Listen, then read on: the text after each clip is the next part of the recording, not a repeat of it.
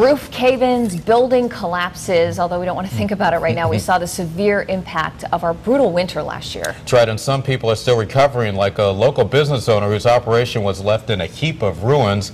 News 8's Jamie Muro is on the scene in hard-hit Middletown to see how things are coming along. Some of you may not like this question, but do you remember the snow just a few months ago and all the destruction it caused? Like this building on Main Street here in Middletown. The roof collapsed. It was structurally unsound, so they had to tear it down. There were businesses inside. One of those businesses was Middletown Framing. He moved right across the street, and months after that terrible event, he's reopened, and he's doing great. If you find yourself in this situation, hang in there. It's a shame the work ethic of Dimitri and Rusa D'Alessandro can't be framed like a prize painting proudly displayed on a wall, because the transformation this space has undergone Hardwood flooring is not cheap. Could be described as artistic, yet a work of art can be painful.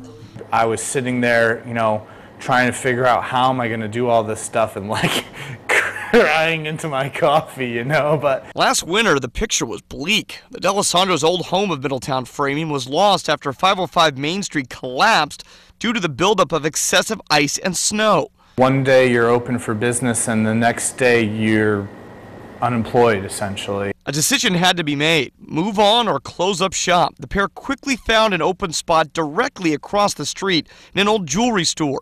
But the place was tired, tattered.